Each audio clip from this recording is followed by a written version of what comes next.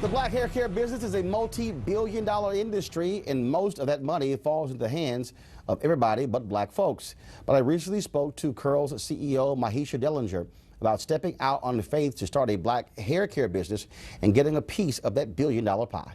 When did you realize that, you know what, I can run my own thing, I can be my CEO, I can have my own company?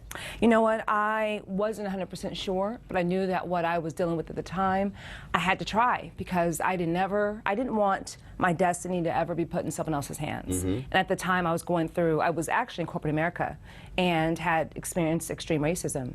And that was the turning point for me to go, I need to really figure something else out, because this is not what I want for my life. All right, so what was the job you were doing?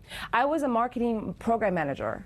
I worked at Intel Corporation, and I have been there for 7 years. I had this horrific boss who aimed to get rid of me, and it was for obvious reasons. I was a performer. I was very big on, you know, being a good corporate citizen, and it was evident it was nothing else but racially charged.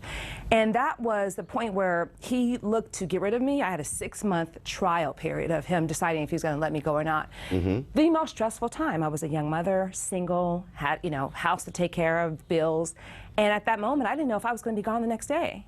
So living in fear for that amount of time let me know this is not really what I want. Let me own my destiny, take back charge of my life, and determine how far I go, how much money I make. And was that when you decided to say, you know what, I can do something in hair care? Well, I wasn't sure what I was going to do, actually. But at the time, my fiance took me to a trip, birthday trip. And we were talking over dinner, and he said, Mahisha, you're always mixing and matching products. You have all these things on your shelf. You're making products for yourself, family. Haven't you decided or even considered doing something in hair care? And at the moment I said, that's a possibility. Let me do the due diligence and go back and do the research on the market, see if it's a viable business. And it definitely was. Launched the business. A hair care product in black folks, that's not a problem. Right. I mean, I call that recession-proof business. Yes. Because the bottom line is, I mean, it is a multi-billion-dollar industry. Absolutely, absolutely. And I actually launched at the cusp of the newly natural market, when women were going from relaxed to natural, and there weren't a lot of options on the market. At that time, there were, you know, a lot of the perms or the Jerry curl juices and things like that that we didn't want to go natural. So I actually launched at the right time. Okay. And so you launched the business, and where did you decide to launch it, and what was that process like? Because again, being an entrepreneur, that's a whole different deal than working in corporate America, where you are dependent upon somebody else's check, whatever. Now you got to get it yourself. Absolutely. And the hunger, the drive, you have to go at it and be really about it, and you have to really hustle every single day.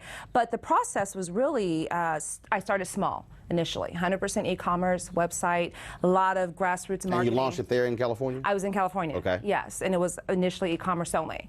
It took a while to build my customer base and started to get interest from salon owners to distributors, and from there, the faithful call from Target, which changed the whole landscape of the business.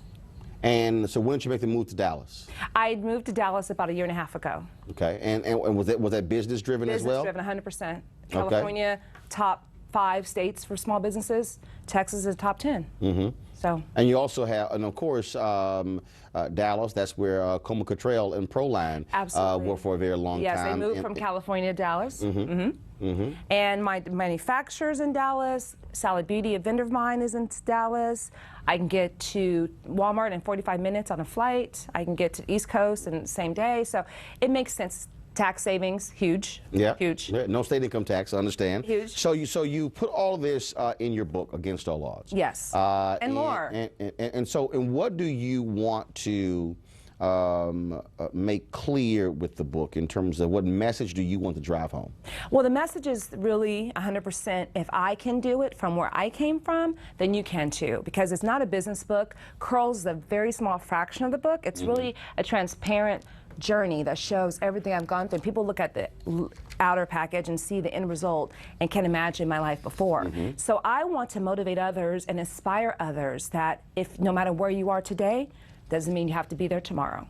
But one of the things that is also part of this, and I made this point earlier, the reality is the billions that we spend on hair care products, and at the end of the day, very few of us own a piece of that. Right. And we've discussed this on the show as well, the difficulty that folks like you have had getting into stores, getting into Yes. various industries. Yes.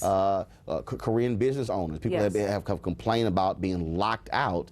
And so talk about that and what you want to see with other black hair care owners when it comes to, frankly, reaping the benefits Yes. of black people, especially black women, when it comes to spending money on their hair. Yeah, I agree 100%. I feel like we need to take more ownership in our hair care industry.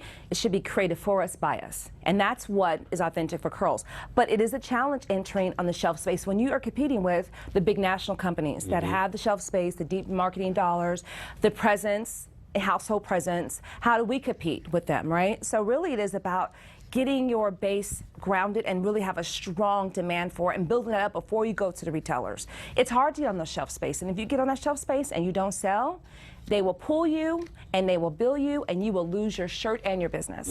So really it is making sure you create a substantial business before you even go there. But how you get there, really, today is easier than when I started, because now that there's so many of us out there, Target is always adding new black-owned hair care companies every year. And obviously the shelf space is limited, but it is much easier today than it was when I started, Right. 100%. Tell me about Curls Girls Rule the World. That's a campaign, motivation, empowerment campaign that we've launched to help inspire other women like myself. If you are looking to do amazing things and you don't know where to go or how to go or where you can go for resources, we will help and put you in contact with someone that can actually help you also rule your destiny. All right, folks, pull the book up again, please.